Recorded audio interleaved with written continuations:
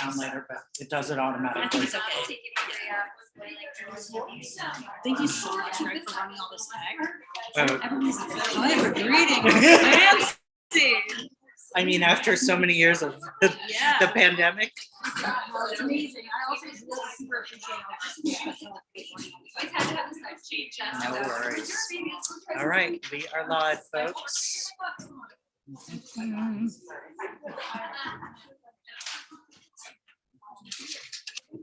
Oh, that's okay.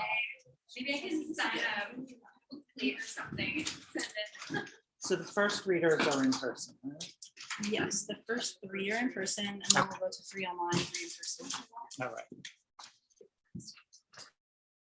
All right, folks, we're about to get started. So welcome to the Office Hours Showcase Spring 2023 Showcase reading. And welcome to our readers and listeners online.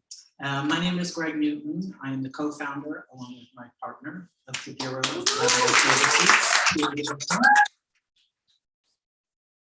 The Bureau is a queer bookstore, as you all know, that has been in existence since 2012 and here in this room since 2014. And we have regular bookstore hours Wednesdays through Sundays from 1 to 7 p.m. And then we often do events in the evenings. If you're not already on our email list and you would like to be, you can sign up for that at the back of the room, or for those of you online, you can do that on our website, bgsqd.com. Letters are all around us. Before we get started, I want to read a land acknowledgement, and then I will turn it over to Sarah. So the Bureau acknowledges that our organization operates on the unceded land of the Munsee Lenape. We are actively seeking to partner with and provide material support to a local queer Indigenous organization. We hope to make an announcement about this partnership in the near future, although I've been saying that for a while, so maybe I need to change that line. We're working on it. But in the meantime, we encourage you to join the Bureau in signing up to make a monthly donation to the American Indian Community Houses Mannahatta Fund. So the Mannahatta Fund, according to its website, is an invitation to all settlers and non-native people who wish to acknowledge the legacy of theft and genocide that comprise the history of New York City and the United States. And you can find out more at mannahattafund.org. So let's get started with this reading. Please give it up for Sarah Solomon.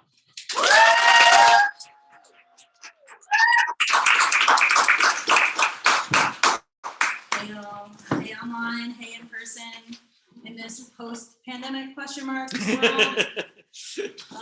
Tonight we will have a mixture of in-person and online reading. We'll go back and forth. For logistics, whoever reads first, which will be Megan, I'll introduce Megan, and Megan will read the bio line for Paco. It'll just kind of cascade down. Thank you to Greg and Don for running the tech for this amazing bookshop. For years, since the beginning. Thank you also for Poets and Writers for funding every single reader tonight. I'll read our fancy business line. This event is funded in part by Poets and Writers through public funds, not puns, through public funds from the New York City Department of Cultural Affairs in partnership with the City Council. Thank you, New York City, for spending money on poets. Yeah. You're the best. We are Office Hours. We are a community organization of writers with a serious commitment to our craft. And we're always looking for new folks. Visit our website. In lieu of reading a traditional bio, which can get boring and hard to pronounce, for all those different magazines we publish in. The question that I asked everyone to respond to tonight is, how do you celebrate summer? You can take the teacher out of the classroom, but you can't take the teacher.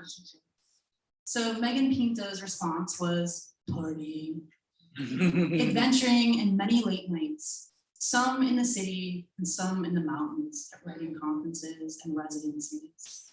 Also, summer is my favorite season for reading novels. Please welcome Megan.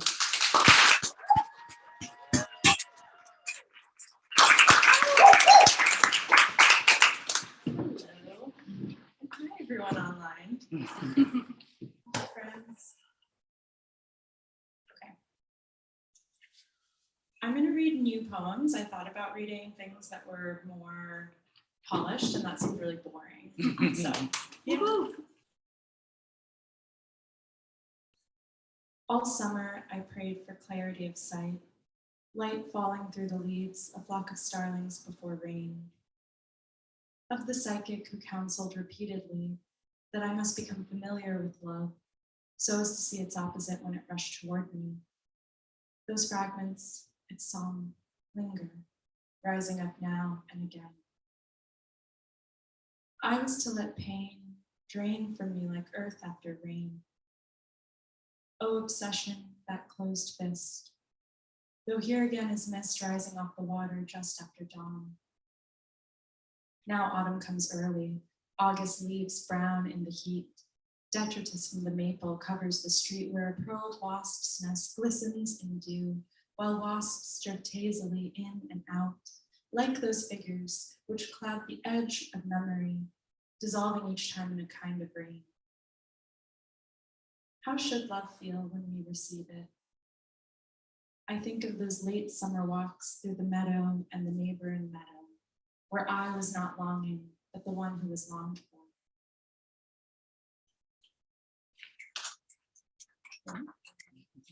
Snaps. Across an open field, migratory birds are making shapes above. I hold my thoughts as separate from me so that I can see them. That the darkness I feel is not mine, does not belong innately to me. That many people have courted their sadness around me. Whatever that winter was, I have made it through. Now I stand in diminished light, walking the lake's darker edge. Each time we return to a memory, we change it.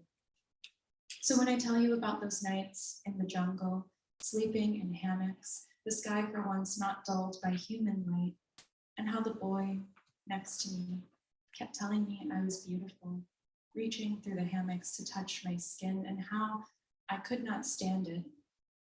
Does language move me closer or further away from what was? Back then, I clung to the fantasy of my own ugliness. If I was ugly, then I could not be loved. Each day, river water stripped my skin of dirt. I thought it was safer to feel my shame than it was to want. But maybe like everything, healing has a season, dormant but rooting. Like how today, my heart is full of romantic feeling. I can see it everywhere. Love on the faces of strangers on the train, each smiling softly into their phone or gazing dreamily past the darkness of the tunnel that contains. For so long, I picked people who could not get along. Desire was an arrow, but now desire is the field. I know I have two choices: to drift through life anesthetized or to soften. That the lake looks frozen, but it is not. I walk into a thicket, carve your name into a tree. That was a weird one. I'm still figuring it out. Actually, they're all weird because they're all still figuring themselves out. But thank you for listening. Open water. I adjust my swimsuit, revealing and concealing different bits of skin with precision. I watch a pelican drift at sea, alone where the self and the non-self converge, where sun turns the water a molten cobalt blue, the water itself appearing muscular, as if at the end of its turning, something might change. The pelican drifts across the open sea, sometimes taking off and landing. Days pass like this. I watch from under my malaise. Each night I fall asleep to the sounds of crashing water, drifting in and out of my perception, like those earliest memories, implicit now, kept within the mass of my body. Is desire the pelican or desire the sea? I know enough to know that knowledge cannot save me. Still, it's not moonlight, but streetlight that wakes me. Throughout the night, I turn, I open and close and open my eyes. Love me, love me. Worn graffiti on the billboard cries out to the sea. And this last poem is definitely not done, but I'm really interested in what's happening, so I will share it. New Year. My hair has been falling out for months. I pour over my blood work, and sun breaks over my shoulders, the pothos rooting in the old olive jar, remnants of a red peel mostly gone, save for the gluey flecks. The Buddhists say when we die, it will feel as if we are waking from a long and troubled sleep. I touch my scalp, willing it. For so long, I thought romantic love would save me. I walked my longing through crowded streets. Behind this, the unspeakable, that I could not be saved. But here at the lake's edge, I see the reeds being swayed by wind, and a used condom crumpled by my feet. What passes for sex between two people? What passes for love? Winter too has passed before it came, the snowless walks, the bare streets. Into the vastness of the lake, I practice picking up a thought and then throwing it away. Thank you.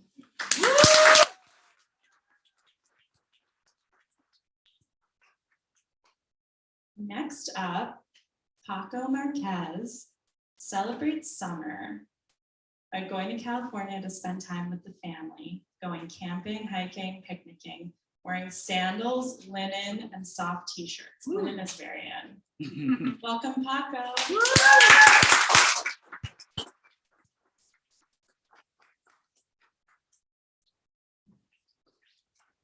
Well, thank you, Megan, for kicking us off. Greg, Sarah. And it's nice to see some people online. I'm looking forward to the seeing people wish we could project everyone online. Actually, just get laptop. But it's nice experimenting with this hybrid reading. This first poem I'm going to read, it just got published in a philosophical journal, Philosophy and Global Affairs. It's an old one. It's Madre, mother, word whose mother in turn is a Sanskrit matter, and whose little sister is a word named matter, as in touch of lips, full of murder, tornado, ocean, speakers resounding in walls. In ancient Greece, Gaia was earth married to immaterial sky, and matter, as in the subject at hand. I am worth and mean something and matter. And Mama, perhaps holy grail of first word. Infant bundle of every thought, calling lips for breasts to suck upon. Ma. The idea that this material world is real, that there is a substance, a three-dimensional debt to a train heading your way, is due largely to the sense of touch and pain. The sharp slides as real as mountains to the nerves. Nerve sensation subjective, we feel not the nerves in a rock and have a nerve reaction to the rock. Even face to face with the mirror, we see but our bodily reaction to death's universe. If the feeling of nausea comes over me due to this, I find refuge that it follows on my day-to-day experience, whether slime ridden or flower caress, child smile or peer laden is fantastical and magical, infused with mystery in each view. In all this with solid reason's realm. In daily life, intuition yields the train and kiss without words. Untraceable as a star's background, sensing bones and blood, neurons, nerves, and tongue, like a frog or a sponge, lie at the crucible of unnothingness. Sweet one, dear one, a mother whispers to the baby, perceiving its first rays of light.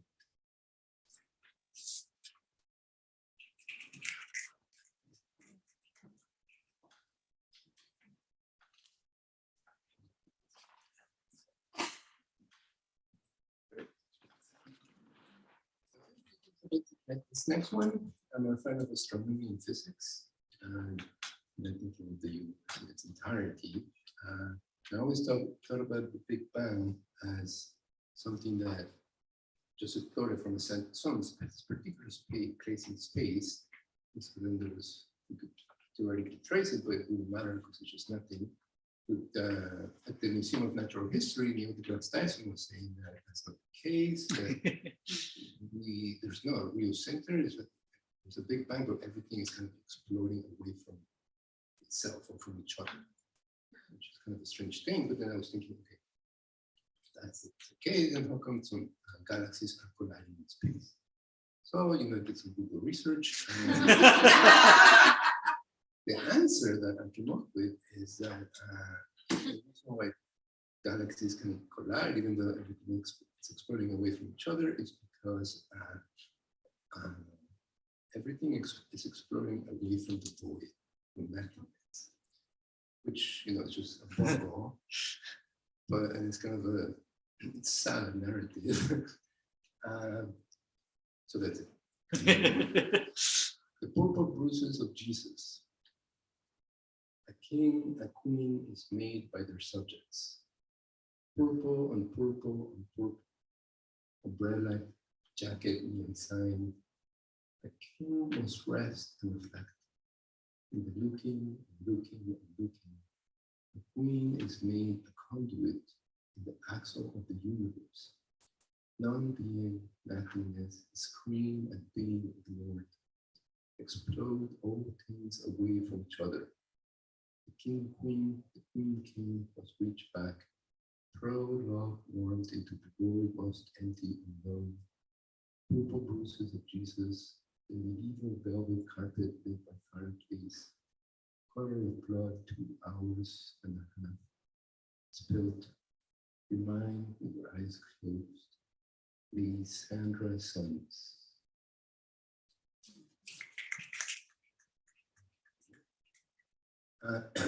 Next one, the only thing I'm going to say is that there's one line that I stole from the poet I'm currently translating, Corral Bradshaw. So, with the eyes hermetically open towards the inside, it's my direct translation of the lines.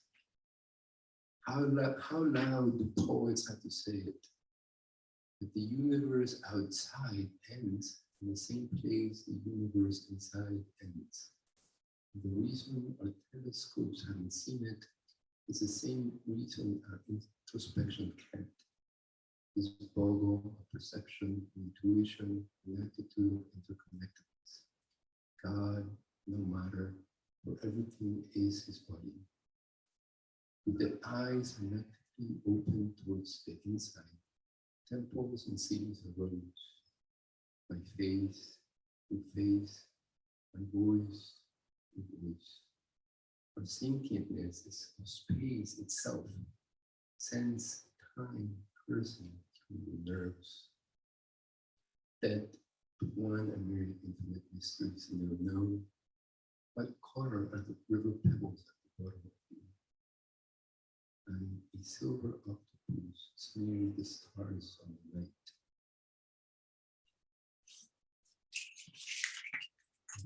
And then one more. In the markings of every name lies a void which swallows light rather than illuminate. I named my son as my parents named me, an arbitrary act. Homer with his Iliad names and names dead men and living trees as he hungers for memory. Pythagoras taught every shape and sound of a letter contains a destiny, and I think he is right. We inadvertently demarcate a force for our children by the resonances we choose to oppress them by. Still, so much of us is totally blind to our names, yet readily accessible in total silence. What is your non-name? Thank you.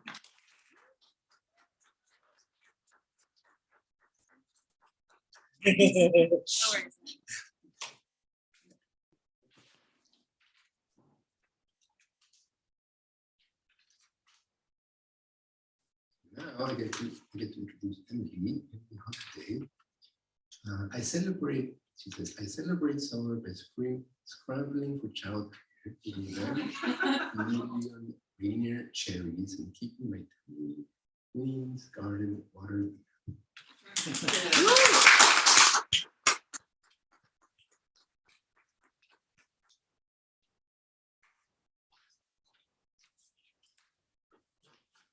Thank you. Hello.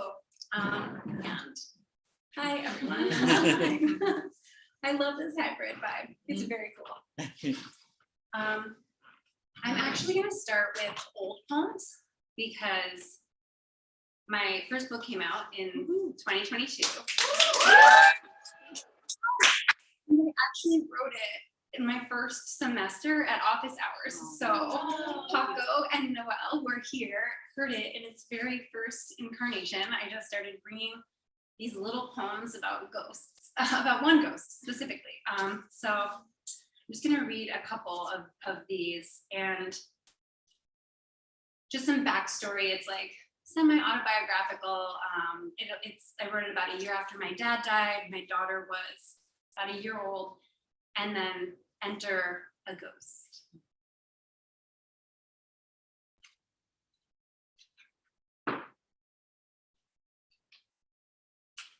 When the ghost speaks. When the ghost speaks, it is the sound of music heard from underwater, and the words are a forgotten symphony we composed as children. My daughter is writing her own ghost music on her plastic 5-note piano. My husband doesn't hear it, but he sees me and the baby listening, the way we pause, cocking our heads. He sees the resemblance in the curve of our necks, in how we can both be looking at and through him at the same time. I didn't know we'd be living with this, he confesses to me at night. No one did, I say. What he means is that he wouldn't have chosen it. I make my hands a soft web and press them against his face.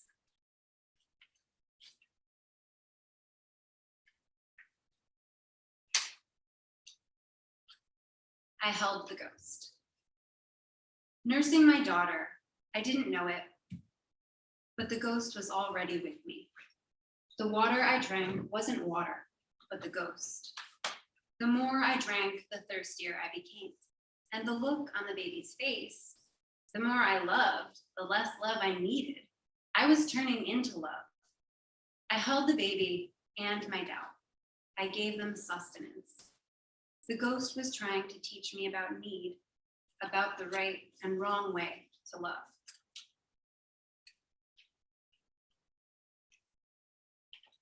I realize the ghost is making decisions for me, and it is time to tell my husband. Somehow, this confession gives the ghost strength. It has good intentions, I tell him. Sometimes. We are riding the subway, and I watch the buildings outside the window blur together.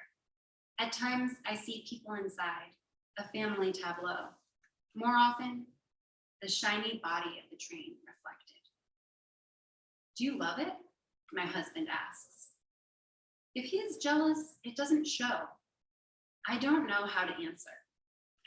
A pack of seagulls lands on the subway struts at Broadway Junction, all touching down, wings extended for balance and drag simultaneously.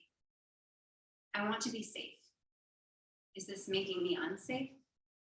I have to admit that safety is as real as I imagine it is.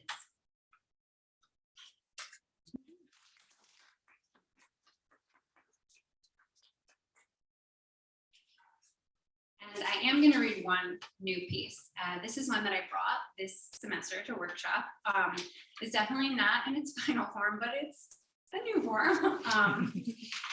And I wrote this after thinking a lot about companies that provide unlimited PTO, like unlimited vacation days.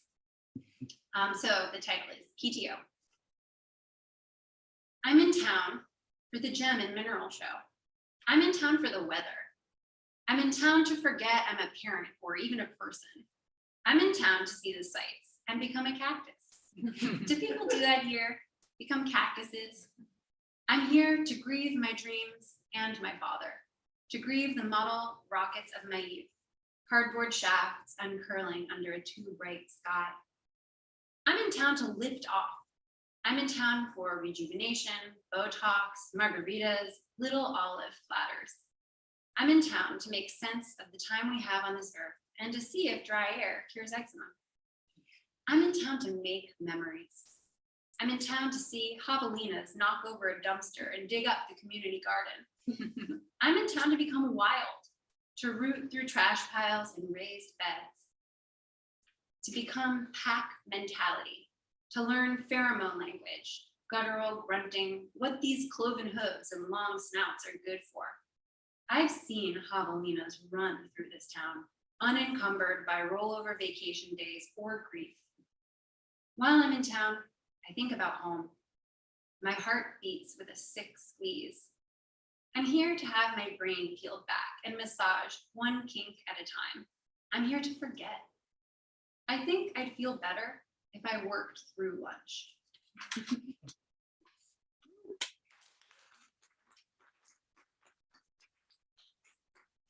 Last poem I'm gonna read is also one that I wrote while doing office hours.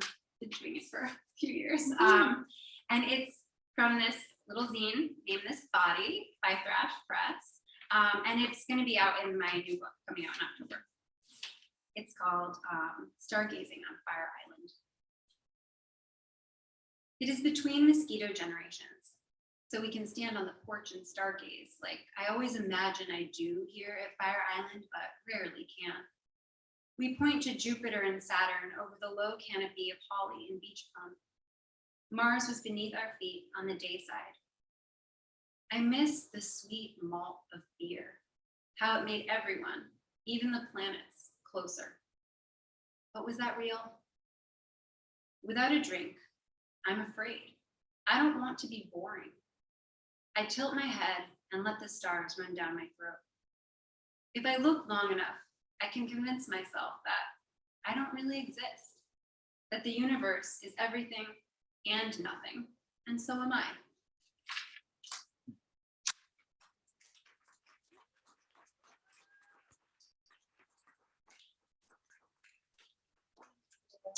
All right, we are moving on to an online reader. I'm really excited to introduce Shakima Smalls.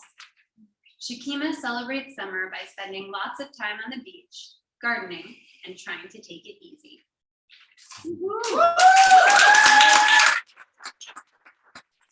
Thank you, Emily. Hey, everyone. So I am going to read two poems. They kind of go, I've been writing a lot of family poems, I think, in the last 2 semesters of workshops. So they're definitely not in final form, but certainly onto something, I think. How to Lose a Mother. 1. I couldn't miss my bus and spend another night at the halfway house. Cigarette smoke in my uneasy lungs. My mother's mother hiding in her bathroom, all nerves and remorse. I arrived in the old city and pressed my back against the painted rust of the subway columns. I dreamed that I would cut myself and slowly turn to ice. Our face, meeting for the first time, her standing in front of a pawn shop filled with bongs and neon lights. A colder memory than I had before I caught myself running up a dark street on Broadway, away with the sound of the silence I had built of her. Years of omission. Tucked into the quiet, I heard the bristle of bus riders in their stiff wool heading back to DC, Philly. I'd spent the weekend of Pride tucked into a staircase in her building, everyone asking me if I belonged there. I would say yes and reconsider. Maybe this reality exists because I allow it. A rainbow slinky universe. maternal, anti-temporal. God bless us bless us. Amen. The old city made me sad, so I offered my lungs to magic that refused to be inconsequential. I dream of the thick heat and floods of home with air so hot the no-seams turned to dust on my breastbone. Of the time my car died and caught fire on a back road. I thought, it is too cold for sentimentality. The smoke rose and then fell over the crown of my head, the first time I would receive the blessing of my mother's mother. 2. My mother's mother's mother named her in a dream and sissed prayers over her when she was born, touching her infant head to the red clay and holding her tiny body between the small woman's feet. My mother's mother tells me that she has been in New York since she was a girl. The migrants, they all lose their accents. I wonder what they carried but the clothes on their backs, and my mother's mother would die poor in a few square feet, leaving behind stacks of DVDs and books, a small TV, some photos of a girl who might be my own sister. But we talk of other sadness, and I see her eyes lower when she imagines home, the yellow poplar leaning in to brush her neck, the quiet moments of excitement. Each Augustan summer, I dream of my mother's mother's mother, who returned home after a deep longing, as we all do. 3. My grief is out of time. I pedal among friends for plane fare and wonder if I can get time off from work. My mother's mother calls me in labored breathing, and I stone to her dying. Behind me, the cicadas scream, living their precious lives in noise and work. My mother's mother has, too, become sound and groans as she tries to loose her lungs from their brattle. I think that she will hear them, their bodies quaking with sound, an orchestra clipped with my mother's low hum, her nails tapping, her breath steadying. I think my mother's mother will not be lost in the hereafter. My uncle and I argue over my mother's fragility, her mother's deathbed, her inflection against the thick, scratched glass of the nail shop, the knuckles of women who have buried, of women who had to mourn without burial. My mother sits in grief until her cuticles swell, tells me that her sugar is acting up. I see that she is so full of sweet, that there is no need for conflict, that one must ready for death. It was in the old city that my mother birthed me. It was me who told her to run. My mother's mother warns me to look out for her in a softer voice. Like a child, I marble our sadness in my palm as I hear her lungs filling with water, its fibers strained. I am far from the old city and they always die on the phone. My mother will lose her mother, so I will show her how. We are all breathless as my mother's mother dies in her sharp light, glasses hung from her face, her braid unraveling as her daughter's hands impart their last offering. Woo. Thank you. And this is a poem. I think all of these poems in some way are kind of like hinting towards migration patterns and even our migration, my grandmother's migration back to the South and my migration to the South. Arrhythmia. I spent the summer I was 9 on a Greyhound bus out of Brooklyn, fried chicken, Pepsi, and white bread on ice in a cooler tagged private between my grandmother's feet. We arrived in Myrtle Beach after 2.5 days in an old charter bus with the wrong name, graffitiing the landscape of sound with the screams of 2 sunburnt toddlers resting on their mother's breasts, dried milk on their chins. The back of the bus was its own land of mamas, wandering ravers, broken air vents, and sour toilet water. My uncle met us at the bus station on Joe White Boulevard, across from a Dixie mini golf and a Wendy's. He was a bondsman who played poker at his office, the heavy steel fans muting the men of his table, some friends, all indebted. He knew what it took for a man to earn a bad name.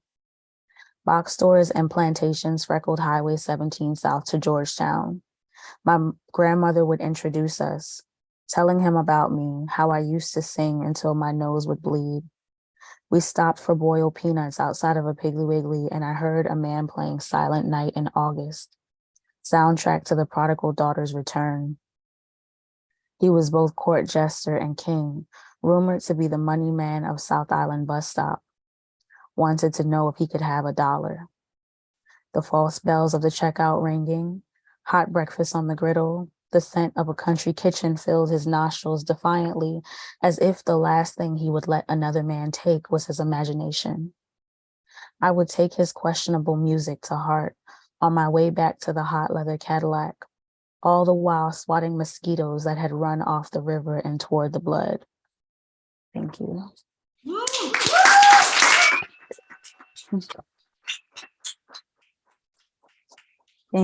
Thank you. And I am so excited to introduce the next reader, Annie Way. Annie likes to take a lot of walks and pretend that they live somewhere less humid, and I really relate to that. It's summer already here. We haven't even hit like June, so welcome to the world. Thank you, Shakima. So I'm going to start by reading 2 things from workshop this semester. All right.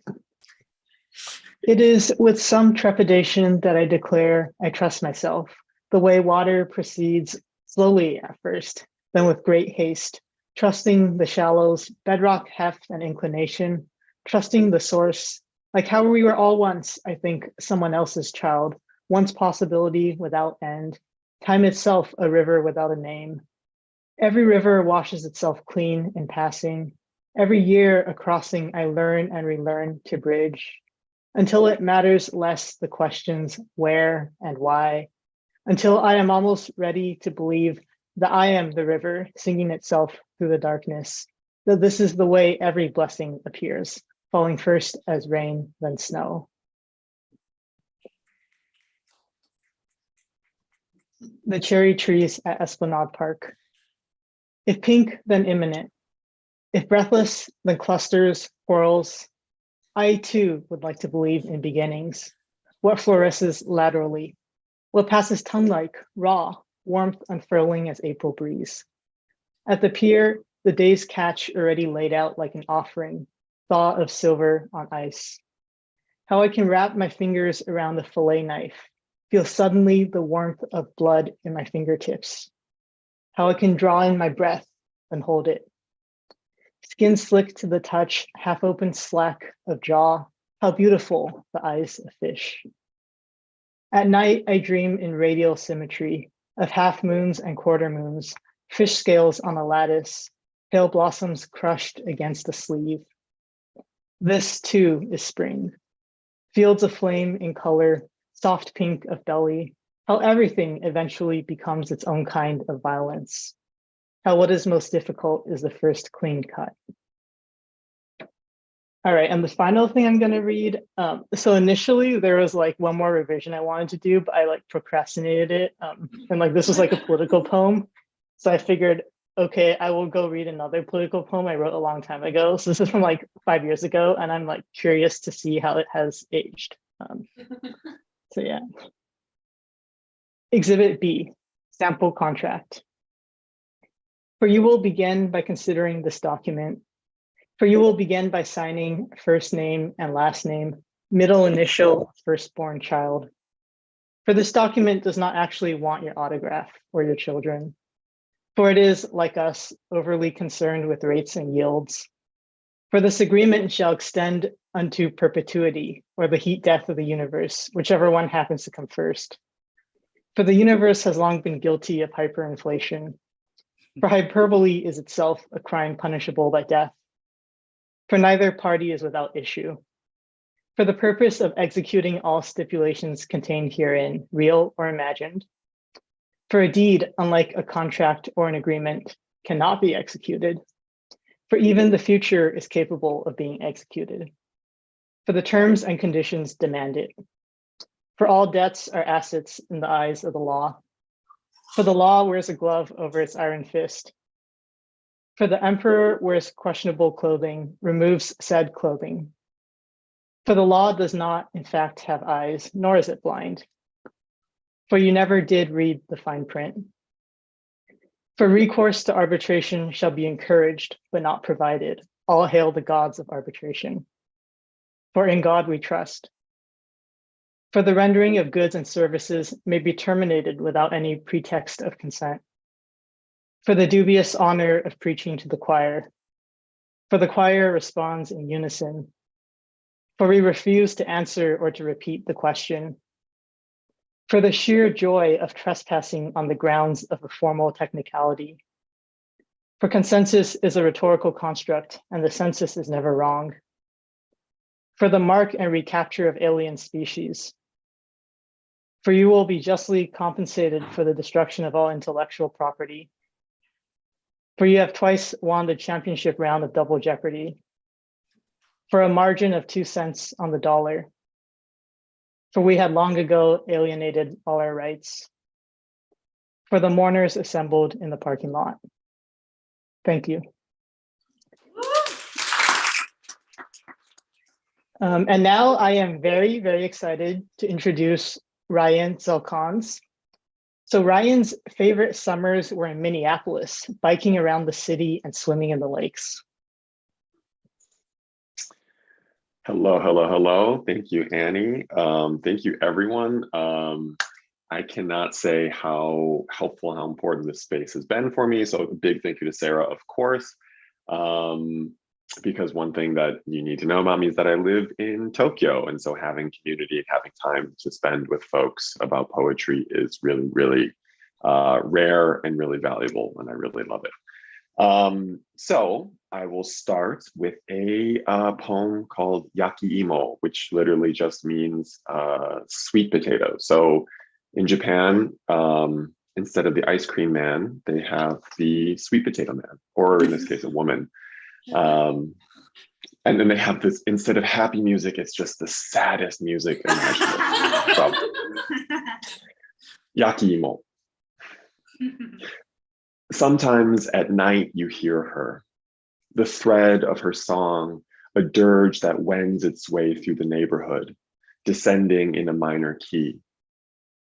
Her voice usually arrives in winter like a woman peddling her wares. Come out, asking you to buy.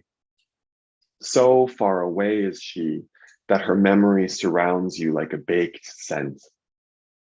You never go out tracing the currents of her call, circling Gakuge Daigaku to feel your way toward her.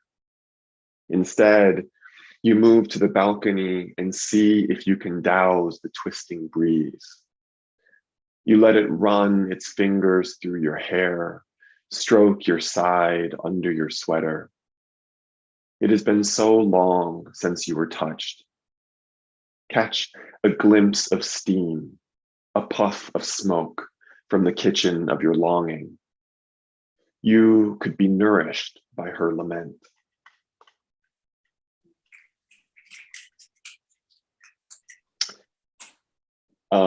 So there's also a form, a Japanese form called a tanka, which is like a 5-line. There's like syllable rules, everything. But these next poems, it's a series of not tankas. They're in 5 lines, but they don't follow any of the rules. So I don't know, whatever, I don't know. Not tankas. All friends, alike petals, leave the party, slow drift in at the center. Ocean gray portraiture of seeklessness lapping. Beyond electric, a snatch of pigeons turn the clouds are moving, move. Red spider lily sprout believes I am knife, alive, a knife. Besides living in Japan, the other thing that you need to know about me is that I just got married recently. So that's something cool. And so I've been writing a lot about that and sort of exploring that. So this one is called Moving In. Final day at the old place. A mourning dove appeared on the balcony. We had to take everything with us, but when I reached for it, it flew away. Even empty-handed, the birds at the new place crowd around us, so raucous that it's as if we're being dubbed over, as if we're being given a new language of birdsong for just the two of us. When we kiss, their applause fills the air. We accept trash bags of oranges from the neighbor who wants to see what the ruckus is all about. Bells fill the apartment all morning. It's hard to keep quiet here, where the smell of hay stays low to the ground. We have no street, no map, no how to get in, and yet we are learning to iron the curtains, to make love where there are windows. The only view at the new place, persimmon over killdeer in the cemetery. I expect his ragtag, dormant form belabored with the sound of his teeth. But each morning, the scent of his flesh is a new pleasure no laundry can undo. Each morning, we wake like the first time as husbands we discovered the floor. It's always raining, and yet we are happy. The labeled boxes show us how reasonable our life together could be, and the rain brings dreams.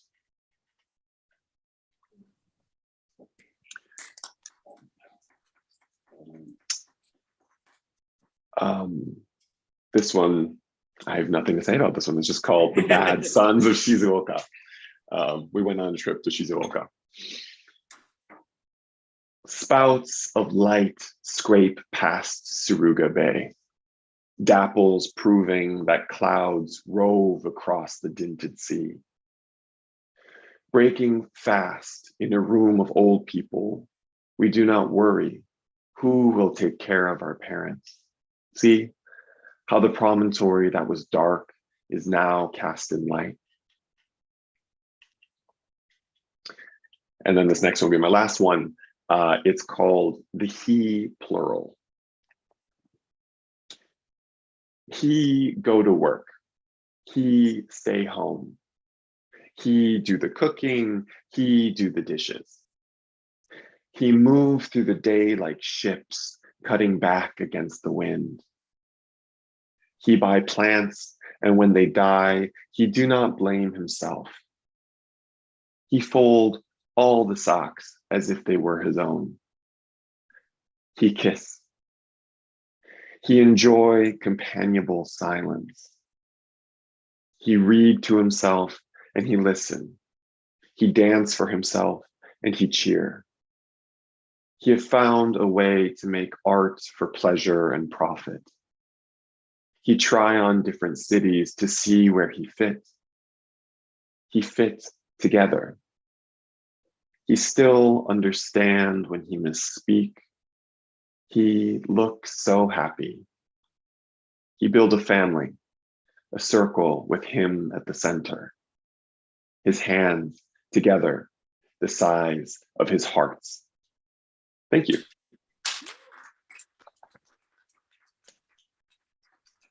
All right, and so I will be introducing our next reader. I believe we're transitioning back into the room, into the space.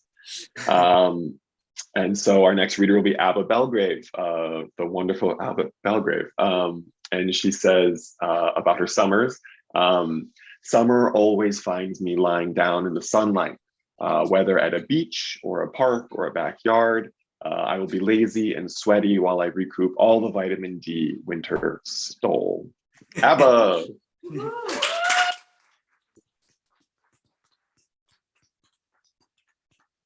I love you.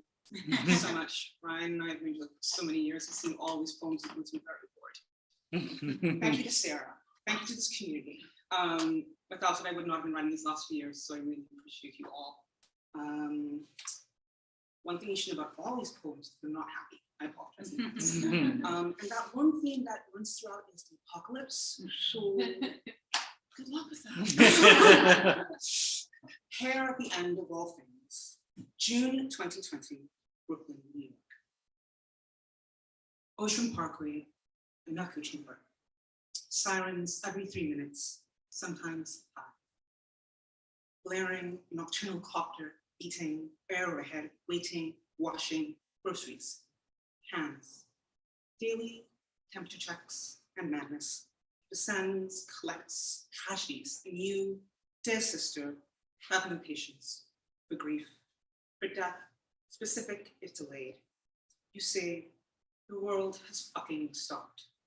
As I turn our apartment, the hallway between.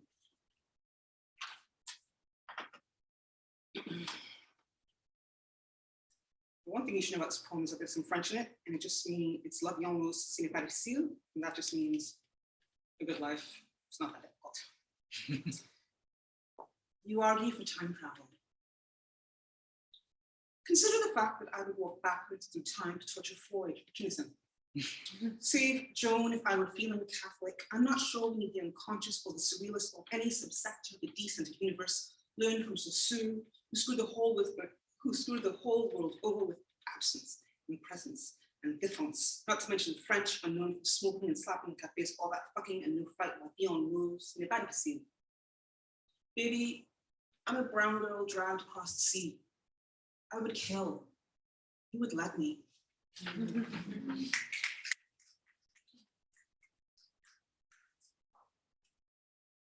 The one thing you need to know about this poem is that AMA does not stand for Ask Me Anything or the American Medical Association. It stands for Against Medical Advice. Prisoner's recollection. When my mother attempts to leave hospital AMA and angry at everyone's insistence, my sister calls me. Mom hung up on Chris. Mom hung up on mother's favorite. My sister is afraid. And I, too guilty, too far to be helpful, too sad to do otherwise, call and call and call. Lost to logic, when my mother answers, sharp scoff of her temper, the bite of each short word, listen here. I let her spool spill, speak into telephone static. Then say no. She tells me she's standing by her bed. She tells me she won't sit down. No, but my sister has mentioned restraints. Mom, we can't have this conversation until you sit down. She tries to wake me out.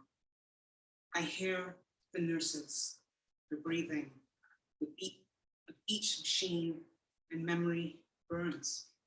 My mother, the psychiatrist is gone.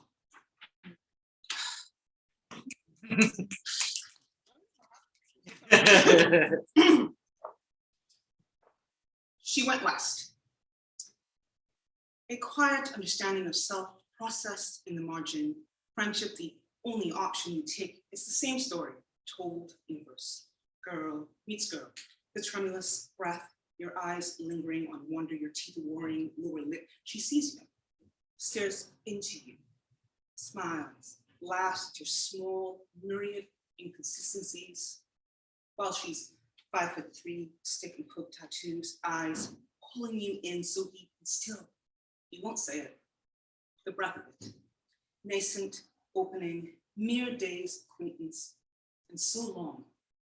A continent, your hair tie, your bedpost.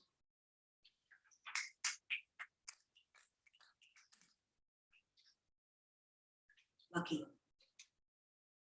It's only my third apocalypse. The sirens fail to register. I brunch with friends, too slow for the discordant chatter, children, husbands, constipation. An ice shell is collapsing, melted, distracts me. The rent, they say, the fucking rent. I nod. Back from the second longest year of my life. Bumblefuck is no good. Hemorrhagic stroke is associated with severe morbidity, high mortality. My mother loves her backyard on the Ohio River. refuses her new reality so hard, I almost forget mine. I drift in and out, conversation, smile. Triple negative breast cancer tends to occur. Dear Michael, I still want to watch the world die with you. It's a simple proposition. We destroyed each other, so our world. It's small and large contingencies, metaphor. I hate you. The way all other beings hate what threatens the illusion of our safety. Always tender and furious, stupidity like yours, as sweet to know as life is sour. Sorrow trapped, told it's good. We'll never understand you, so what will you say? What will you and I never listen again? But the only constant is your foolery. You and death and close and slow insist on truth. Here at the end of all things, it's simple. I want to see you scared. Woo!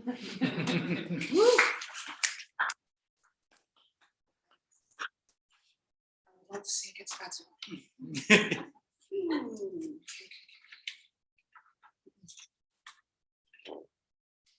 I am the beginning. June 2022, Brooklyn, New York. 6 separate natural disasters, one day. And here I am, poisoned remnant, body as battlefield, monument, sacrifice and sacrament, relic of the old world and my new. Dear survivor, I will fool myself, will take each left turn back to all that still burns, wild as any non-believer waiting. I will break your heart, will break mine, and say, then unsay these truths entirely too terrible by halves. One day, disaster, then several all at once. My second to last poem, an antechamber. I don't know what comes next. This last year, all pinprick, skin plumped for vein, for poison and pain, the metal taste of my memory, shifting just a bit. Did that happen?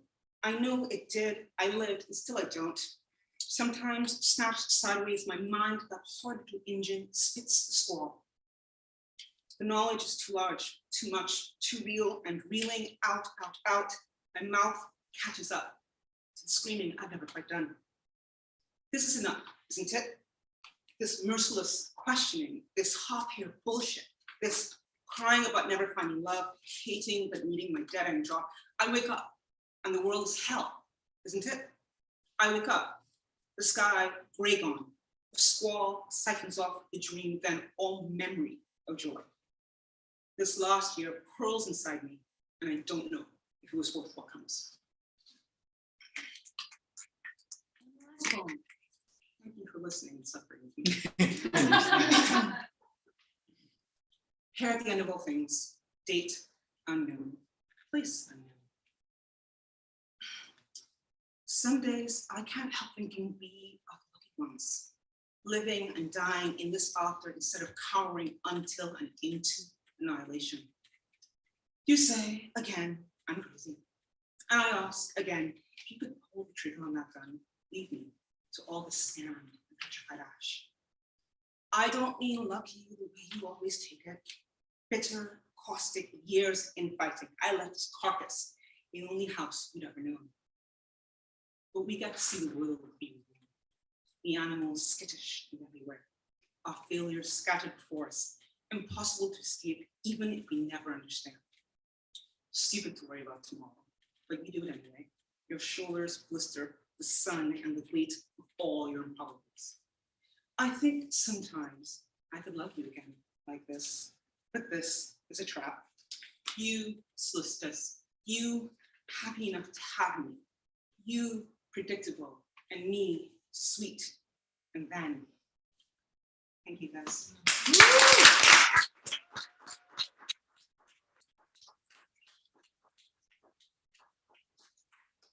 Now I will introduce the lovely Sarah and Solomon, their friend. And it is summer, she says, I love to ride my bike to this beach and eat cold watermelon on the beach before it gets too packed with beachgoers. I also treat summer like a reading residency and read as authentically and voraciously as possible. Please welcome our fearless leader, Sarah.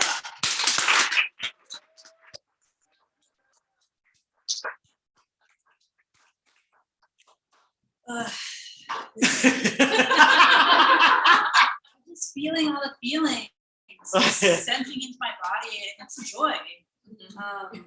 I always joke that I feel a little dead inside in spring because there's so much work that teachers do, so much upheaval, so much for other people, but office hours always makes me feel joy and lighter, just pure happiness. So thank you for participating in this community and making it what it is. Thank you again to Poets and Writers. Thank you again to the Bureau. Whew. Also, everyone who reads tonight gets 150 clams because it's amazing to be able to pay poets to write. It should be, okay? All right, so a couple of these poems with the workshop. This first one is called Whimsy, and I workshopped it. The line about the crane was confusing, so Marty Correa helped me fix it. Thank you, Marty. Whimsy.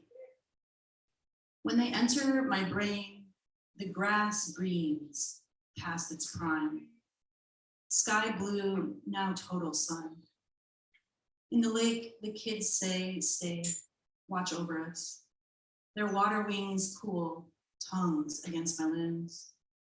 Later in the hot tub, my half skull soaks before slinking to a dark room.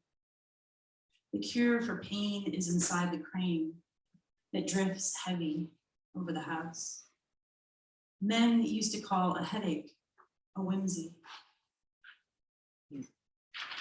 So we can take a poll after whether you think that is a construction crane or a bird. That's what we were trying to clarify. This one is called Lime Wire. Also went through workshop. If I could, I would cauterize the following on a decorative pillow, then toss it. Inside our suffering is a lesson.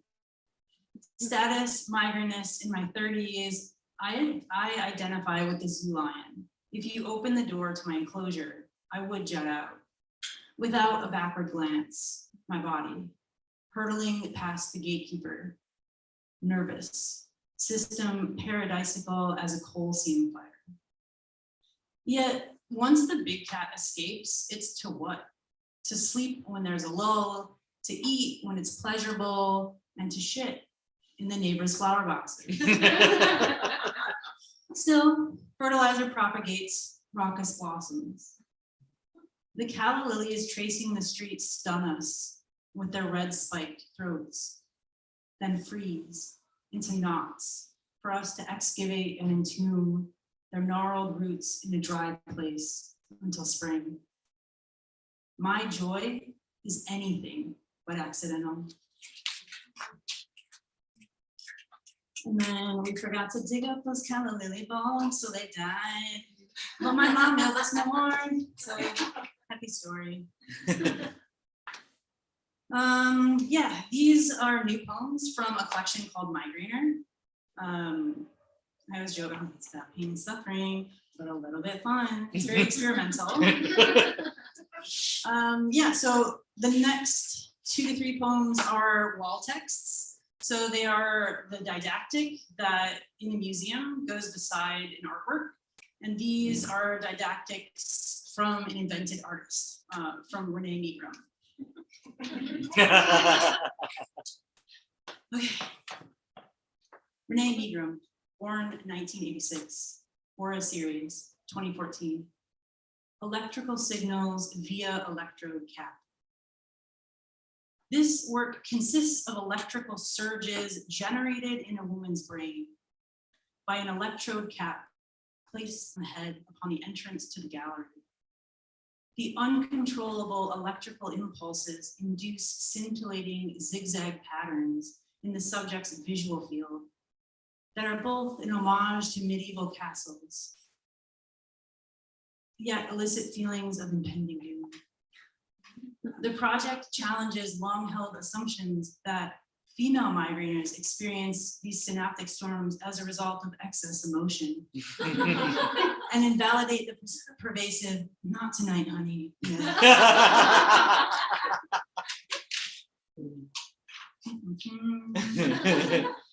I'll read one little shorty from Devil's Lake. It's an interlude to these prose experiments. This is called MRI Reveals. Little bladder inside a switchboard of gray matter. What can I name that measures 7.5 centimeters? Crayon wrapper, credit card, half a $20 bill, the span of my palm. Tiny animal, I'm just a bundle of cells inside my mother. Sly balloon, it took you 29 years to fill, then another 3 to press into the tall grasses of my words. It's all very abstract, like trying to imagine a quasar beneath the dura of my skull.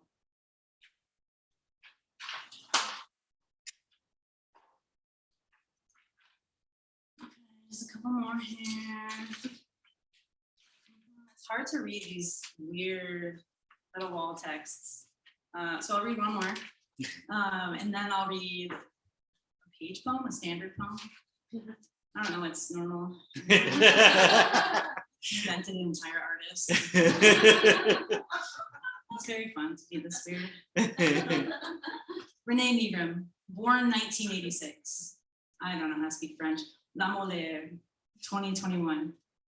Human and animal teeth in a jawbone. Migrum was all too familiar with the dental deterioration chronic migraine inflicts on the oral cavity via vasoconstrictive pharmaceutical intervention. Upon learning that a tooth can last 10,000 years outside the body, Migrum designed an intricate ceremony to extract a healthy molar with a golden chisel. They then carved an identical replica of the tooth from deer antler and implanted both side by side in a camel jawbone in the Atacama Desert, designated the driest place on earth. Since human teeth are largely inorganic, the animal reproduction will disintegrate in tens of years, while the human tooth endures an incomprehensible span of time.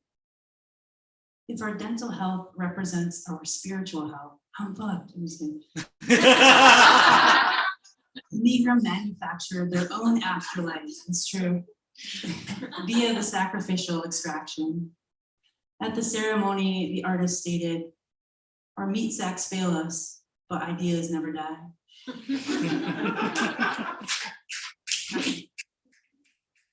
Whew, and then just one more. This is from a series. It's also part of Migrainer. Thank you all for listening. In Michigan, I once helped my dad clean a doe. He secured a rope around her back hoofs, then flung it up over the deck. In order to hoist her, I leaned into the peach of her fur, brushed the jet black hair of her eyelashes, avoided the coral slump of her gummy tongue. He warned me to avoid ticks, his initial knifing jagged, a ripping seesaw from chest to anus. I turned away, but I've never forgotten the plunge of the blade, the annihilation of her wild body. That same biting alterity snakes up my neck, colonizes the chamber of my cranium. Open me, you'll find a scree of glass, my brain no longer strung with pathways. All right.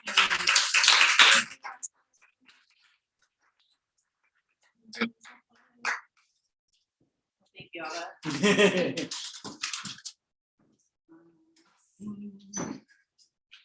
All right, straight from Pennsylvania, we have Carrie Homan, who celebrates summer by devouring every fresh strawberry in sight while barefoot and reading as many as many of the books that have gathered dust during the semester as possible. Please welcome Carrie.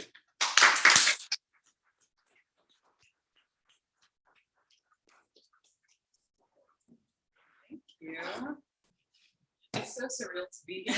The last time I was in New York was here in 2019. Wow. So that it's just kind of like a weird deja vu of several years. But thank you to everyone at the Bureau. Thank you, Sarah. I love this space physically and then also virtually because we have basically, sorry, I drove like 6.5 hours and but I'm really excited that we're able to read poems that are not quite finished because it's nice to test them out. You know, try on the shoes of the poem and then change them later on. So I'm going to start with one that I have workshopped in this class before, and I write about motherhood. So if you didn't know that, it's gonna be here. And I like science too. So this one's called Motherhood Microchimerism, which is this fascinating thing where the baby cells are inside your cells, and your cells are inside the baby cells, and you're all, you know, we're all one basically. Anyways, so science and spiritual. I have never felt so intensely present in a body that simultaneously didn't feel like mine than during pregnancy. The human body contains microbes, bacteria, information from other humans. It's predictably ironic to realize I'm not in control. Fetal cells can be absorbed into the mother's body to create brain cells, heart cells, any other cells. It's an illusion to believe, to think we were ever separate, ever able to fashion an independent self. What part of my brain is now not me? What part of my brain has always been the confluence of other humans? Identity is a slippery fish. Possessive pronouns fall away. New theories suggest fetal cells can permanently alter the mother's behavior. The residua lasts her entire lifespan.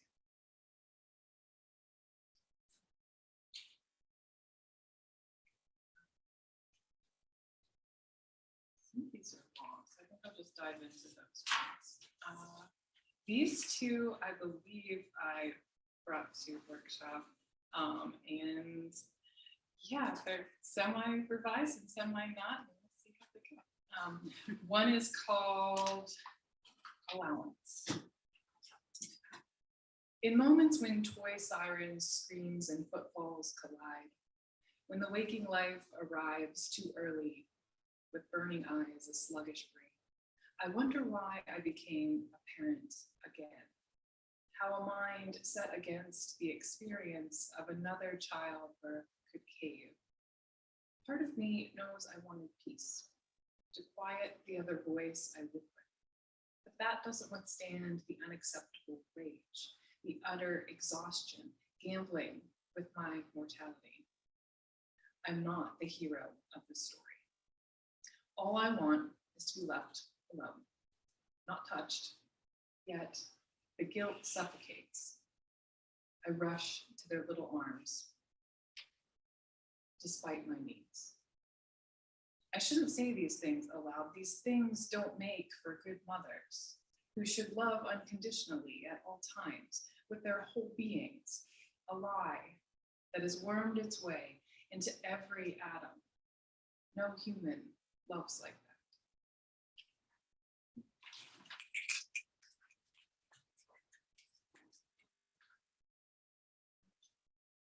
This one's called Surface Level. And yeah, I was trying to find this poem earlier at Sarah's, and it's under a different name and a different version, and I could not find it except for one word in search. So that word was, let's see, what was it? Oh, pediatrician. That was how I was able to find it. Surface level. At first, I'm not sure what is different. medium length brownish hair, eyes in the same place, a tense smile. My body assumes a shape underneath my clothes. Then lifting the skirt of hair, the postpartum growth, spiking through the length, the yo-yo between recovery and bloat, strength and weakness, displayed in my abdomen. Yesterday, the pediatrician asked me if I was well, if I was perhaps pregnant again. The red balloon, the red hot chain inflates my face like handful after handful of M&Ms and antidepressants have. Try to convince myself I'm fine. This is fine. Everything will be fine. The kids seem fine. I let them think I can do the things they expect. Hugs, kisses, feeding, dressing.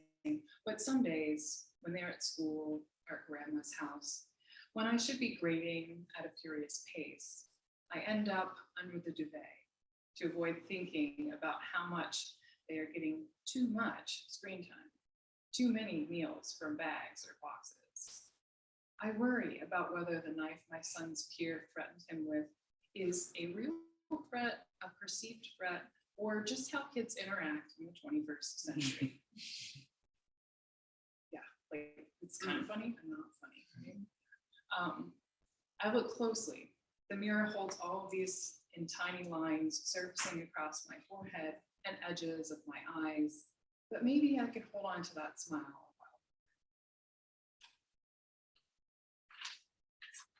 while. My penultimate poem will be one called Meditation on Watercolors with My Daughter, which I drag a purple line across the page. The more water I add, the more transparent it becomes, the more chosen this life feels.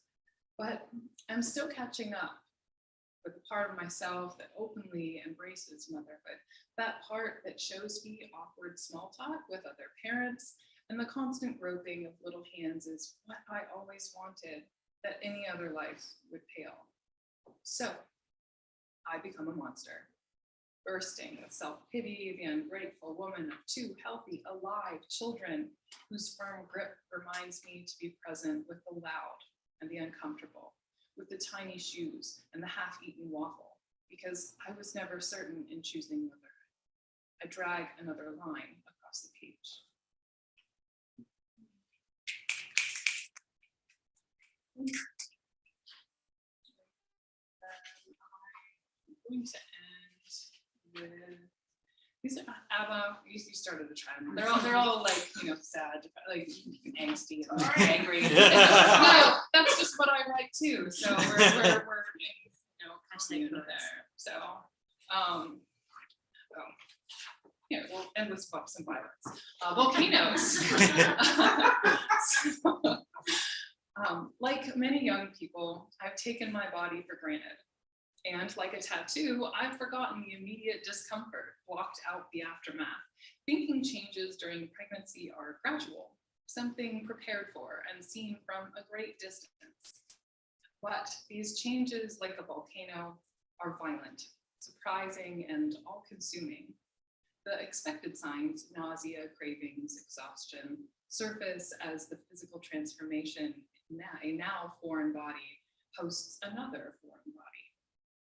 But unlike smoke and ash and molten rock, it doesn't end predictably. Sometimes fresh marks appear. Other times, the expanding mass generates a new internal geography, but always the seismic severing of past and future selves. What appears to be soft clouds of pyroclastic flows, the swarm of rock particles and gases accelerating outward at 100 miles per hour, the tephra suffocates after a single inhalation. What appears to be a pregnant woman in my reflection is one questioning the rage that swells inside her chest like a noxious fume. What lies dormant, no amount of preparation foretells. Thank you.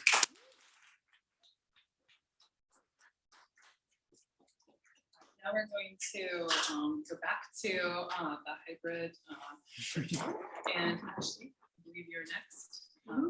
Ashley Harris celebrates summer by going to the pool or immersing in any water. And most importantly, Ashley's outside. Thank you so much. And thank you for reading your poems. Oh my God. Wow. I just want to thank everyone who's been a part of this series and Sarah. I'm going to be reading 3 things. So here's the first one. A pad held bloody survivors who made it through my body's rupture. I gave the stains a funeral of paper towels, wrapped them like royal family members in a crypt, then buried them deep in the trash to keep my youth and stay a little girl. My granny rose it from the dead and asked our family of men and women in the living room, "Whose pad is this?" I admitted it was my leftover erosion from days of iodine rain, and she pinched her nose in disgust. There were gasps and laughter, mentions of dead fish. She took me outside and made me light my insides on fire.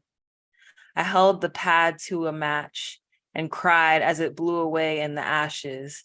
She said nothing so vile should be left to stink up her house. All right, and then the next one is for now called Cinnamon Red Matte.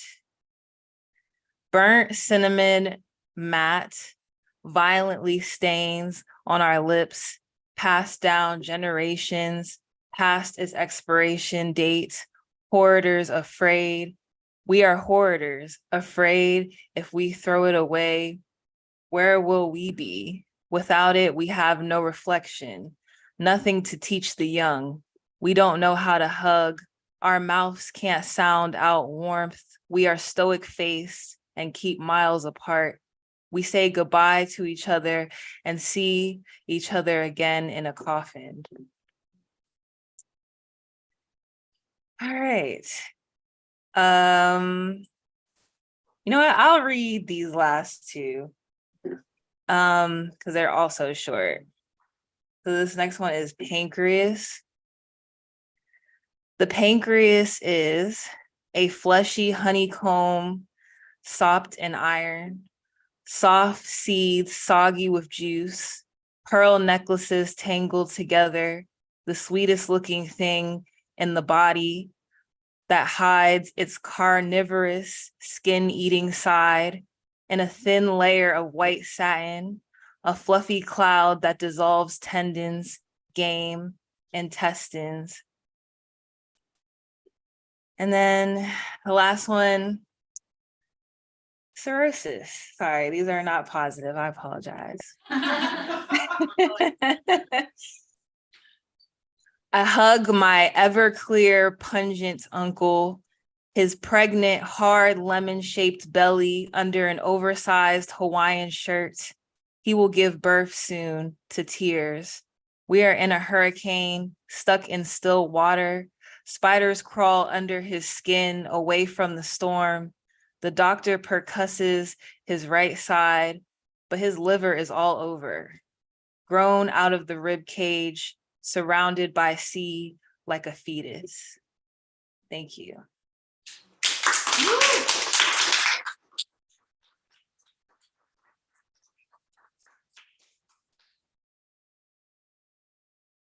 I don't think I was given. Am I supposed to like announce someone else? I don't think I was given anything. It should be in the chat too, actually. There's like a Google Doc, or I can. Google Doc. I think Could you're you announcing read it? I don't something. see it. Oh wait, I see it now. Wait, You got it, I you see got it now. Okay, so I guess James is next then. So James said that he, during the summer, since he lives in LA, the Forever Summer place. Where the season comes with porch drinks and outdoor food festivals, and swan paddle boats across Echo Park Lake. And he tries not to think of fire. Sorry, I feel like I read that awkwardly. I apologize, James. That's what James likes to do during the summer. You read that perfectly. Hello, people in a real room and in other rooms.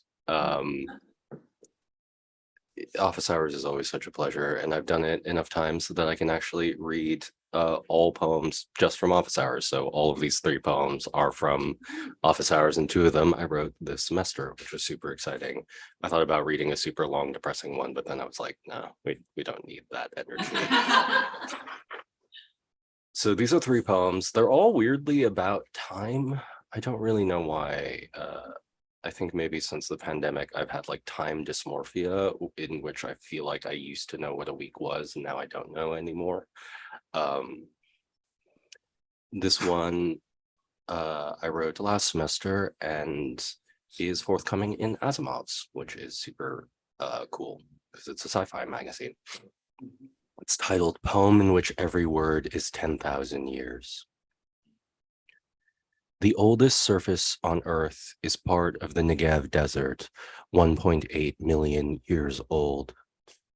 Every other surface made newer by glacier, erosion, decay. There's something alive then, too. The oldest tools are older than the oldest living surface by another 1.5 million, and yet we are so far from human. What is 10,000 years? Each word here is longer than the entire recorded history of human civilization. Each word goes quick. Of course, there were mammoths when the Negev was born. There were mammoths when the pyramids were built, too. I want you to feel this, how we still have time. Each part of the earth is turning over now, becoming recognizable. In your mind, this happens on fast forward, but the seas rise so slow. Here is our cousin Neanderthal who buries his dead. Careful, careful. The first modern humans almost here. There is still an ice age. There is still a place untouched in Negev. There is so much time. Now, the Neanderthals go extinct. The mammoths go extinct.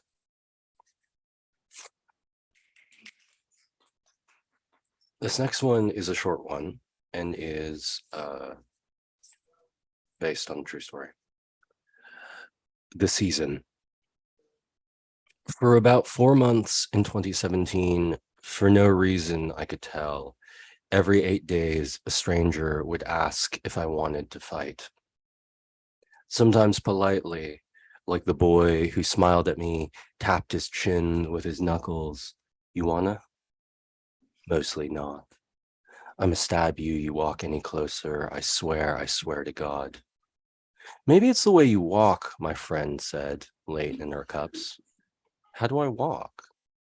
I don't know. Funny. That morning on the subway, you laughing motherfucker, you come here. Keep your hands out, my self-defense coach says, shrugging. Don't ever back up. In Marseille, a man stabs 2 women on the train. You gonna be a man about it? In Las Vegas, a man shoots 473 people from a hotel room. Chinese, I know you, you slant motherfucker. You talk in your sleep, says my lover one morning, smiling. You wanna go? You wanna go? And this last poem, which is a longer poem, is syntactic. It's based on a syntactic copy of a Terence Hayes poem, Lighthead's Guide to the Galaxy. So if you hear some parallels to that, that's why.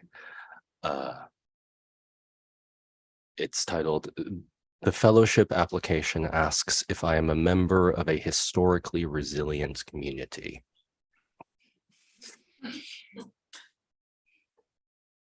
Dear committee, members and peers of my jury, I am here because I did not understand how to survive. Today, for instance, I pretended I wore the skin of a smiling man in order to feel how he got so close. I shouldn't burden you with too much. My shoulders are romancing my neck, each as jealous as an April swan. I believe history is stored in the space between my ass and my thighs. When my legs go numb from sitting too long, those pins and needles, that's history. You can spend your whole life trying to be happy or to avoid pain, but not both, says the astrology app on my phone. Therefore, watch and remember. I know half the stars are long dead light moving through the reasonless dark. A ragged man walks past with a bag that says comfy things inside. Sometimes I forget that not everything is about the heat death of the universe.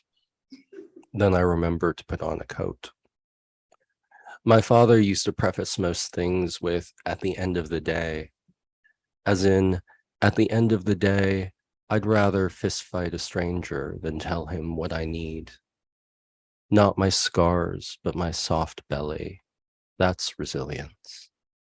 Not the pins and needles, but the standing. That's history. I wish I could cry faster than a corpse flower blooms. I wish I could sing the national anthem the way everyone in the stadium does, fervent and out of tune. Sometimes when someone dies on screen, I'm the only one laughing. Sometimes I'm ashamed of that. Maybe a key factor for survival is always having the right face for the job. Sometimes I play a game where I capture wild creatures and breed them to make the perfect specimen. Other times, I fall in love with the last person to touch my hair. All of us are breathing the smog of history, and yet my wife still kisses me good morning. Here I am, holding up my unfashionable coat. Ask the man jumping from the building how your good side looks. Ask his shoes about the roof he leaves behind. Members of the committee, please understand. At the end of the day, I was just trying to learn how to fly. Thank you so much.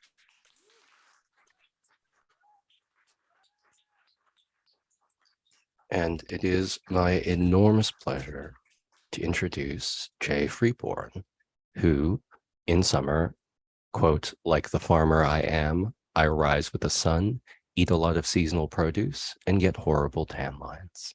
Okay. Thank you, James.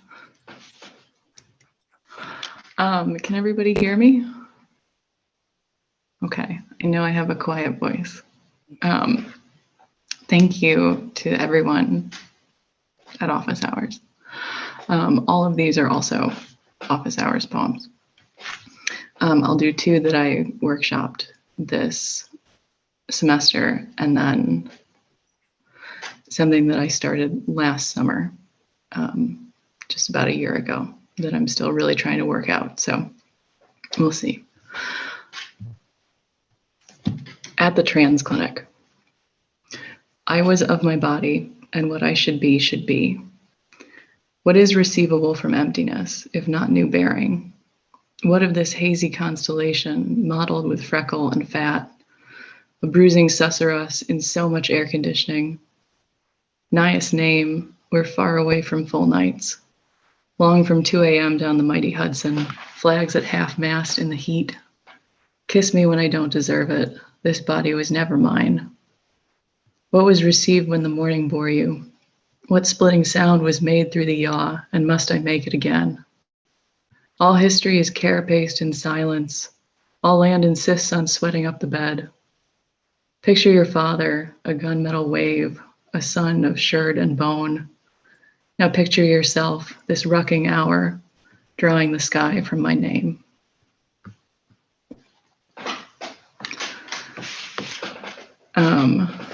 And then this poem partially uses very ungrammatical Middle English. So good luck. Best day. Slick black twig, chartreuse bud, praising spring sky, lilac pale. Give a good heart round which to wrap me, hayert blood rich, hale and soft. Give a fuller sun at noontide, furrow dune the fuller sun. Hold we as you would a rabbit in breath before you snap the spine. Burst spring skeu, March cloud shot, bandu green boo flush to splitten, yen yielden muth by which we barren, tongue the fair shape at the cost.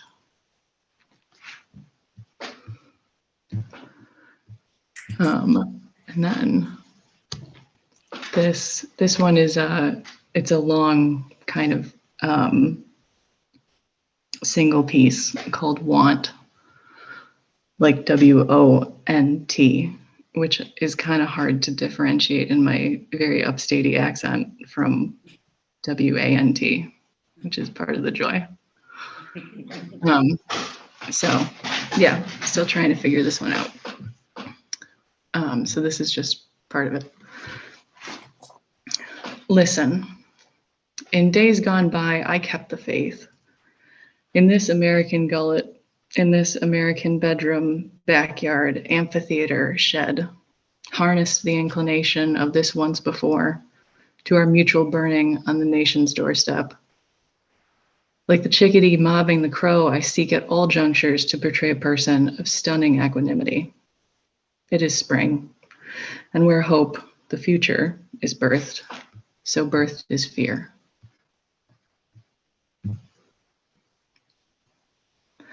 Listen, how wide, how deep, how much of the present is mine. Ride the crescent line all the way from New Orleans to New York City, from tit to tat, from clip to clop, from man to boy, from God to God, from cap to capital, from disaster follow hard on disaster. Gather the present, the gathering mystery.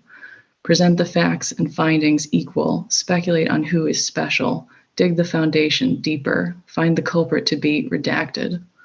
Plumb and feast as flies in massacuring's afterglow and wait for a kind of solution, a understanding. I seek the animal pleasure today like suckling mouth, like a crusted eye, a unredeemed, a feral, a alien, a capitalist, violent with satisfaction. How much America can fit in my mouth? Boy, how much can fit in that American mouth? There is an oversimplification to be made, but so many vibrancies upon reflection are hallowed mysteries purely expressed, real hungers. Are you entertaining conjectures? Are you creeping murmurs? Are you pouring dark and filling the vessel of this deep, wide universe? I am only asking because I and America have yet to meet, have yet to lose the outline of ourselves in the suffering of the other. So I'm only guessing till I can sit America down and get the hoary details. Listen. The stirring dark stills. The night sounds of America gather. Crickets, air conditioning, ice cream trucks, combines, chainsaws, crawdads, 97 Volvos, on-hold Muzak, neon signs, bikes with playing cards in spokes, Wheel of Fortune, Jeopardy, TikTok, Odd Han, Classic FM, Classic Rock, Alex Jones, Distant Highways, Surf on Sand, pneumatic bus doors, barbecuing, trap, basketball, baseball, BB gun, bachata, shotgun, pistol, Glock, semi-automatic, Kaddish, res car backfiring, firecrackers, bang snaps, Sirens, heavy petting, J. Piper Cub planes, kitchen line orders, leaky faucets, 23 Range Rovers, backup generators, sirens again, kettles, whistles, kettle drums, train whale, duck call, street sweeper, dying rabbit, urban foxes, bottle breaking, doorbell, laughing, trash collecting, rollies burning, alligator, peacock, panther, rattlesnake, pavement pounded, grass grown, paint dried, opossum, coyote, coy dog, dog, wolf, chickadee, fisher, crow. And now the rustle, like shifting linen, dragged on slowly lifting hairs. And now, crackling like the tender necks in physicians' practice hands. And now, and close, and closer yet, a horse's scream of wind-sucked fire seen in clearing between the boughs, all golden faces under molten mirror sky and upturned depthless gaze.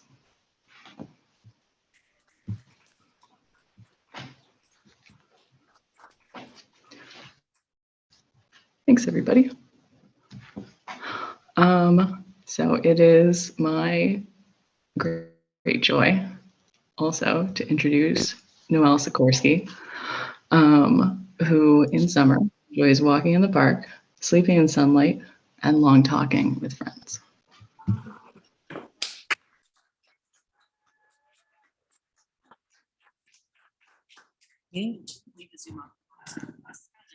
Oh, okay. Sarah, thank you for doing this. And doing it through carrying the burden of serious chronic illness. Seriously, you guys are amazing. You guys are too.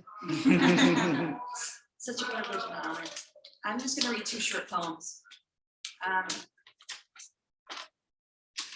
On the day I rehome our dog Mellow, my mom tells me a story about how her older brother, young Ho, dead now for a decade, had a friend who couldn't keep his dog. The friend drove the dog to a province hundreds of miles away to live with a new family and a new home. Across a mountain range, far away from the sea. 1 year later, the dog showed up at the friend's house in the village near the sea, having traveled the great distance to get back to the friend. My mom says, "We're holding hands on the couch. We have spent most of my life not touching. The game show network is playing on cable.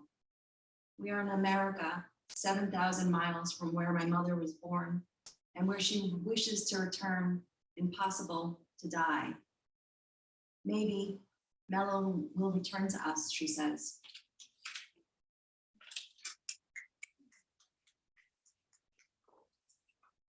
Doubt. Today I watched my mom drive onto the Jackie Robinson. I was standing on the sidewalk. She was only a block away from the Parkway entrance, but I wasn't sure she would be able to remember.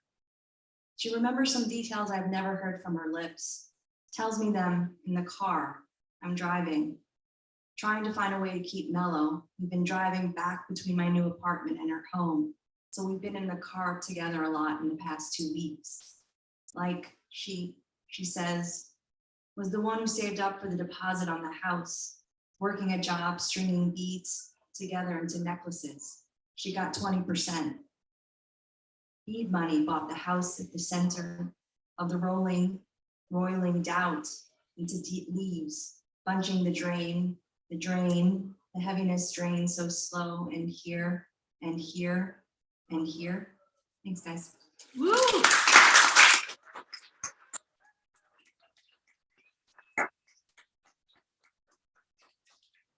And next up is Avia. Yeah? The back. From the back. Avia Tadmore. Though nothing proclaims this a summer-only activity, Avia celebrates the beginning of summer by taking a long walk on Riverside Park, as she's done today, then sitting at the Hungarian pastry shop with the poppy seed, oh my God, Hamatashen? Fuck. And a book, as she's also done today.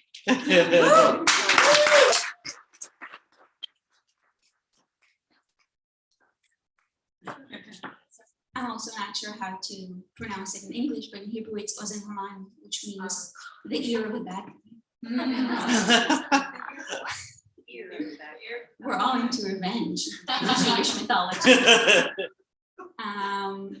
It is such joy to be here, and it's an honor and also a really daunting task to follow tonight's lineup here and here. And thank you again, Greg, and the Borough Queer Division for hosting us, and thank you to the powerhouse that is Sarah M. Sala. One last thing I'll say before I read is that I'm experiencing this post-teaching semester low, which is weird because we're supposed to indulge in freedom. But this morning I asked myself, what do you do to get over this low? Like, how do you transition from this overstructured semester to the freedom that we have only for 3 months? And I thought, it's all about surrounding yourself with poets. I'll read 3 poems that were all workshopped in office hours. And the first one is for my amazing OBGYN, Dr. Marie Sue, if anyone needs accommodations. It's called Annual. Oh, you bruised your knee, she says, and the truth is I did not even notice. I can't even look in this moment, suspended as I am in this blue chair and poised as a grasshopper clung to the underbelly of grass. Oh, you bruised your knee, she repeats and apologizes, for this will take just a minute in which I will feel mild pressure. And in that minute, I want to tell her of all the bruises I've ever suffered. Hell, I want to tell her of all the bruises my sisters have suffered, the ones that go on even now, as she's easing the pressure on my lower abdomen, repeats, this will take just a minute, although it must have already been 5. But I say, no worries. I say, I don't mind. I imagine the grasshopper's belly, which I remember is where its ear-like membranes are carved. I don't think anymore of the doctor before her who praised my bone structure, how he joked I am beautiful on the inside.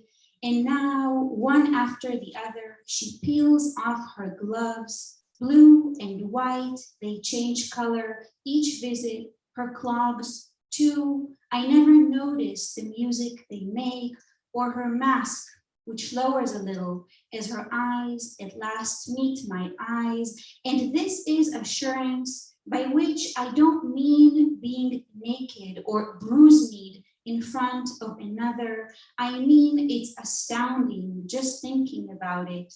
My belly, my bones, or her belly, her bones, how all of us really were carved this particular way by which we can be entered and held, really held from inside.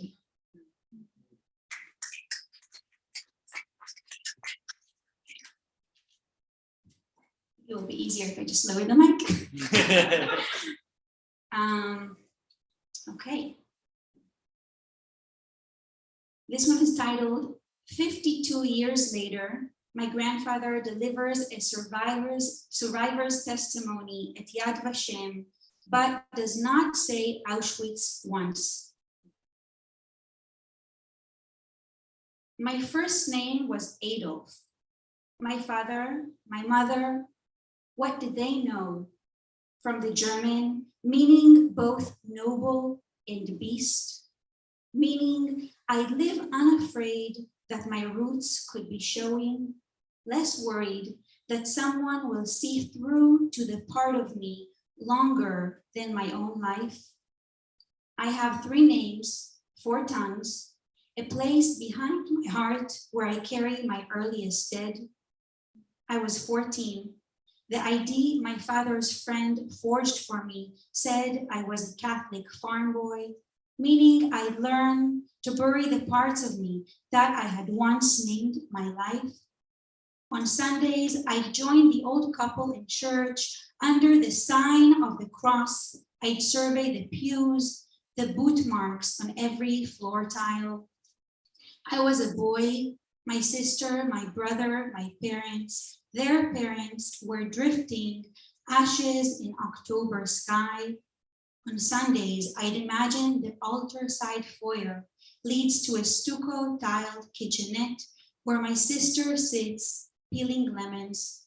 Or I'd imagine all of them feeding on pine nuts out in the snow. Or I'd imagine that they were the snow crowning the Tatras. I turned 16 on the refugee boat. The ID I found when we passed through Marseille said I was married and fathered 2 young sons. The first time I held a Jaffa orange, I made a promise to stay forever close to land. I studied to be a botanist, developed a strain of peanut that can be grown in the cruelest drought. I knew what hunger was. I didn't know there are parts of a man that are born again with each of his daughters.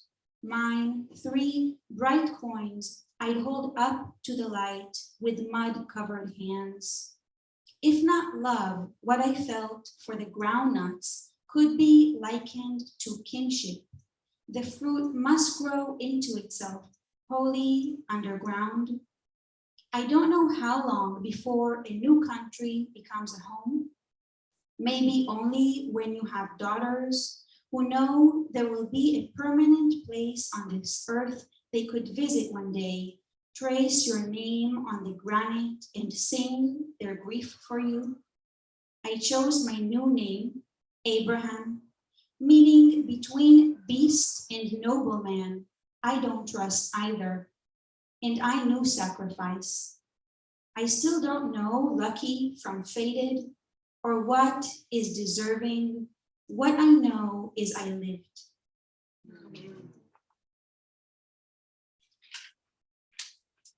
Okay, and I will end the reading on a love poem. Nothing promised. You drag the boat across the dirt path, shake out the black snakes who made a provisional home under the bow through the length of winter. The rope undone for the first time in months, it slews behind you through the tall grass, then shallow water, a thin trail that follows you deeper into the afternoon, submits to the pull of you, or is it the pull of the other shore? So sure you are in your solitude. And I'm startled to sit here, witness it.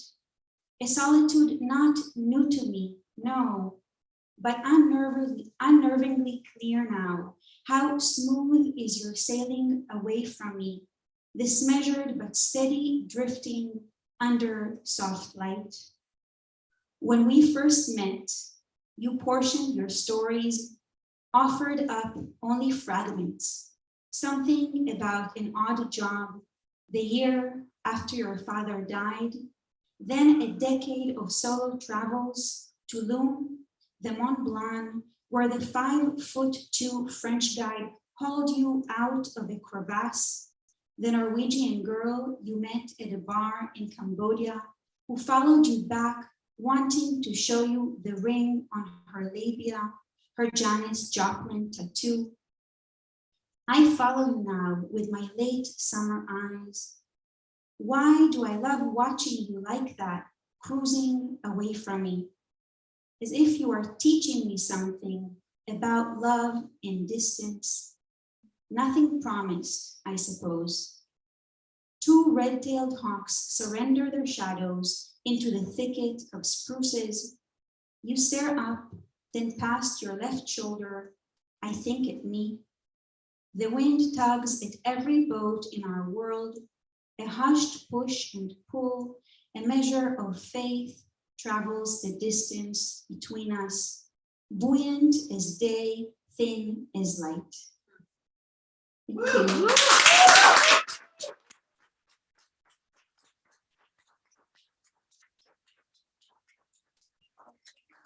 in-person and online readers. Folks who are online, if you want to unmute and tell us where you are, if you're comfortable with that, you can.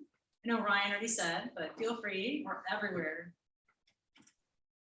Yeah, I'm coming from Tokyo, Japan, so it's 10 a.m. right now. Good morning. Good morning. I'm in Amsterdam, so it's 3 in the morning.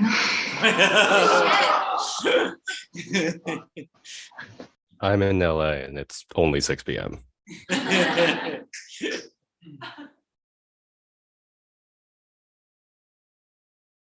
Am I the last person? I'm in North Carolina and it's 9 p.m. Yeah, I'm in Boston. I am also in your all's time zone. Nice. I mostly got all of those right, except for wrong Carolina. I was gonna say South Carolina, that's why I had y'all do it. That's good. I was like, I think Annie's in Boston. Shakima, do you wanna say where you are? Yeah, I'm in South Carolina. So Okay. I was like distracted for a minute. I was like, wait, where we at?